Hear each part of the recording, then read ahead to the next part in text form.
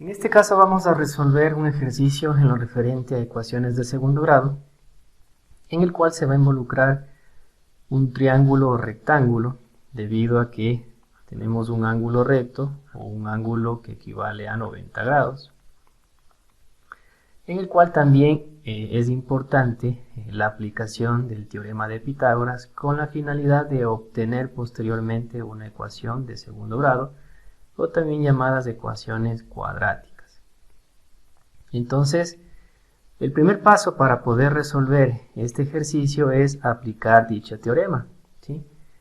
El teorema de Pitágoras manifiesta lo siguiente, que el cuadrado de la hipotenusa es la suma de los cuadrados de sus catetos. En este caso yo observo en este triángulo rectángulo, por lo general la hipotenusa se la identifica porque se encuentra al frente del ángulo de 90 grados. Entonces este 10 me representa la hipotenusa y obviamente pues los otros dos valores o expresiones me representan los catetos, ¿sí? Entonces el teorema de Pitágoras, como les mencioné anteriormente, me dice que el cuadrado de la hipotenusa, es decir 10 elevado al cuadrado, es igual a la suma de los cuadrados de sus catetos. El primer cateto en este caso es x, se lo eleva al cuadrado, más el segundo cateto es x más 10 sobre 2, es una fracción, y todo esto se lo eleva al cuadrado. De esta manera estamos aplicando el teorema de Pitágoras. Y podemos observar que mi variable independiente, que es la x, pues ya tiene exponente 2, y por esa razón pues ya podemos definir que es una ecuación de segundo grado. Ahora, ¿cuál es el objetivo de resolver este tipo de ecuaciones? Pues tratar de encontrar esta ecuación igualada a 0, ¿sí? Entonces yo observo que tengo expresiones tanto en la parte izquierda como en la parte derecha de esta ecuación, entonces tengo que ir resolviendo según cada término. Entonces aquí ya podemos ubicar que 10 al cuadrado es 100, ¿sí? Se multiplica 2 veces el 10, esto va a ser igual a x al cuadrado más, aquí vamos a aplicar una propiedad de la potenciación, en el cual me dice que si yo tengo una fracción, voy a suponer a sobre b, y todo esto elevado a un exponente n, la propiedad me dice que este exponente se lo puede distribuir para cada parte de esta fracción, es decir, para el numerador como para el denominador. Me queda de la siguiente manera: a elevado a la n sobre b elevado a la n. Entonces esta propiedad lo puedo aplicar en esta parte del ejercicio, ¿no? Entonces puedo ubicar x más 10, todo esto elevado al cuadrado, dividido para 2 elevado al cuadrado, ¿sí? Entonces tengo que concentrarme en esta parte donde está la fracción, con la finalidad de ir resolviendo las operaciones. En esta fracción yo puedo observar que tengo un binomio al cuadrado, x más 10 al cuadrado, y aquí yo tengo que aplicar ese producto notable, ¿sí? Que me dice lo siguiente: si yo tengo a más b, todo esto elevado al cuadrado, la regla me dice que el primer término, en este caso es a, se lo eleva al cuadrado. Cuando están estos dos términos separados por el signo más, todo lo que voy a ubicar después de la igualdad será con signo positivo, entonces más. La regla me dice que debo ubicar el doble producto del primer término, que es a, por el segundo término, que es b, y más el segundo término elevado al cuadrado.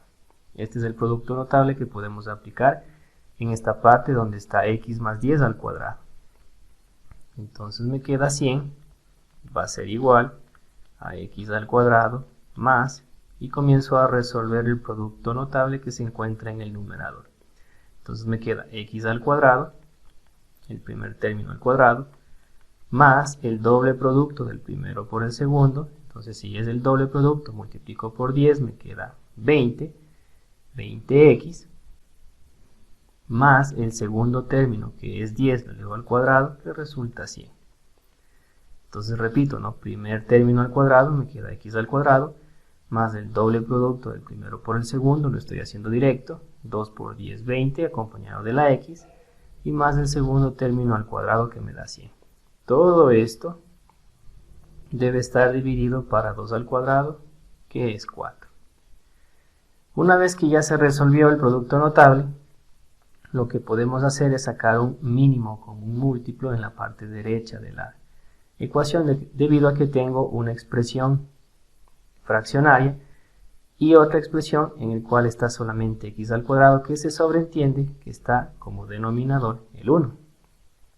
Entonces me va a quedar 100, va a ser igual, saco el mínimo con un múltiplo, que es el único valor que se encuentra como denominador, es decir, el 4, y comienzo a realizar las operaciones, ¿no? En este caso, el criterio me dice que este mínimo con un múltiplo se divide para cada denominador y el resultado se multiplica por los numeradores. O también podemos aplicar el método de mariposa, ¿no? El x al cuadrado se multiplica con el 4, el x al cuadrado más 20x más 100 se multiplica con el 1, ¿sí? De esta manera, y luego se multiplica los denominadores. También puedo aplicar este método, pero en este caso estamos aplicando el método tradicional, ¿no? Entonces el 4 se divide para el 1, que resulta 4, y ese resultado se multiplica por x al cuadrado, me queda 4x al cuadrado, más este mínimo con un múltiplo, que es el 4, se divide para el otro denominador, que también coincide, que es 4, 4 dividido para 4 es a 1, y ese resultado se multiplica por toda la expresión que se encuentra en el numerador, que prácticamente es lo mismo, x al cuadrado más 20x más 100. Una vez ya aplicado el mínimo con un múltiplo, podemos hacer lo siguiente. Este 4 que está dividiendo lo podemos pasar a la izquierda de la igualdad a multiplicar, es decir que 4 por 100 me da 400. Esto va a ser igual a 4x al cuadrado más x al cuadrado más 20x más 100. Ahora, podemos realizar términos semejantes en la parte derecha de la igualdad, justamente el 4x al cuadrado con x al cuadrado, recordando que signos iguales se suman conservando el mismo signo. Entonces me va a quedar 400 en la parte izquierda del igual, y en la parte derecha aplico la reducción de términos semejantes. 4x cuadrado más x al cuadrado resulta 5x al cuadrado. Una vez realizada la reducción de términos semejantes, podemos darnos cuenta que ya la ecuación de segundo grado está tomando forma, pero como les decía inicialmente yo debo igualarlo a 0. Entonces lo que vamos a hacer es invertir esta ecuación, que significa invertir toda la expresión que se encuentra a la derecha, lo ubicamos a la izquierda del igual, y lo que está en la parte izquierda del igual lo ubicamos en la parte derecha, sin cambiar de signos. Entonces me va a quedar 5x al cuadrado más 20x más 100. Esto va a ser igual a 400. Ahora, el 400 lo vamos a pasar a la parte izquierda del igual cambiando de signo, y obviamente en la parte derecha me va a quedar el 0, es decir 5x al cuadrado más 20x más 100 menos 400, esto es igual a 0. Nuevamente podemos aplicar una reducción de términos semejantes entre el 100 y el 400. Lo demás copio tal como está, es decir 5x al cuadrado más 20x. Signos contrarios se resta, conservando siempre el signo del mayor. 100 menos 400 me queda menos 300, y esto es igual a 0. Ahora, podemos darnos cuenta que los números que acompañan en este caso a la variable x, y también el término independiente que es el menos 300, yo puedo hacer una división para 5, con la finalidad de que estos valores se reduzcan un poco y sea más factible la resolución de esta ecuación cuadrática. Entonces, a cada uno de estos términos vamos a dividirle para 5, ¿sí? Entonces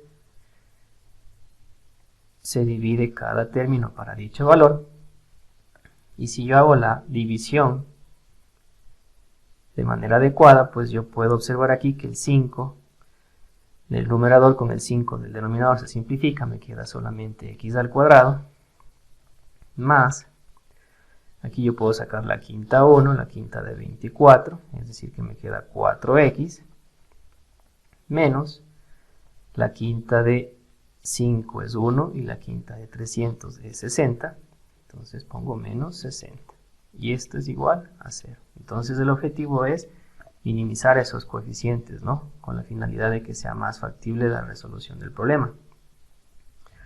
Entonces ya tenemos o logramos el objetivo de que la ecuación cuadrática siempre debe estar igualada a 0, y aquí podemos aplicar cualquier método. Hay que recordar que si yo aplico cualquier método para una ecuación de segundo grado, pues siempre el resultado es lo mismo, pero siempre hay que seleccionar el método más factible, que en este caso va a ser una factorización. Entonces aquí podemos observar que tenemos un trinomio, porque tengo 3 términos. Entonces, para yo poder factorar, me dice que este caso de factorización yo tengo que abrir 2 factores o 2 grupos de paréntesis, ¿sí? Esto tiene que ser igual a 0. Siempre al primer término, el que está x al cuadrado, pues lo descomponemos o lo desagregamos en 2 partes, es decir, x lo ubicamos en el primer factor y x en el segundo factor, ¿sí? X por x resulta x al cuadrado. El signo del segundo término, este signo positivo, se copia tal como está en el primer factor. Yo debo aplicar la ley de los signos entre el segundo término con el tercero. Más por menos resulta menos, ¿sí? Y aquí tengo que preguntarme lo siguiente. Necesito ubicar 2 números que multiplicados me dé menos 60 y que restados, ¿por qué restados? Porque tengo en el un factor positivo y en el otro factor negativo, tiene que darme 4. Dichos valores son los siguientes, ¿no? El 10 y el 6, ¿sí? Si yo multiplico 10 por 6 me da el 60, y si yo digo más 10 menos 6 me da más 4. Repito nuevamente, necesito 2 números que multiplicados me dé el 60 y que sumados o restados, dependiendo cómo esté distribuidos los signos, tiene que darme el 4. Dichos valores son el 10 y el 6. Una vez encontrado estos valores, cada factor tengo que igualarle a 0, es decir, que el primer factor es x más 10, tengo que igualarle a 0, y el segundo factor, que es x menos 6, también tengo que igualar a 0. Y tengo que despejar la x, ¿sí? Al despejar la x en la primera parte, el 10 que está con signo positivo, en la parte izquierda de la igualdad pasa con signo negativo. Y esta sería la primera solución. Y le vamos a poner un subíndice 1. Para la segunda parte hacemos lo mismo. El 6 que está con signo negativo, al cambiarse de ubicación, se cambia de signo, y este va a ser mi x sub 2. ¿Por qué resulta 2 soluciones? Debido a que el grado de la ecuación es el número 2, es de segundo grado, por lo tanto el número de soluciones o de respuestas depende del grado de la ecuación. Pero no siempre se cumple eso, ¿no?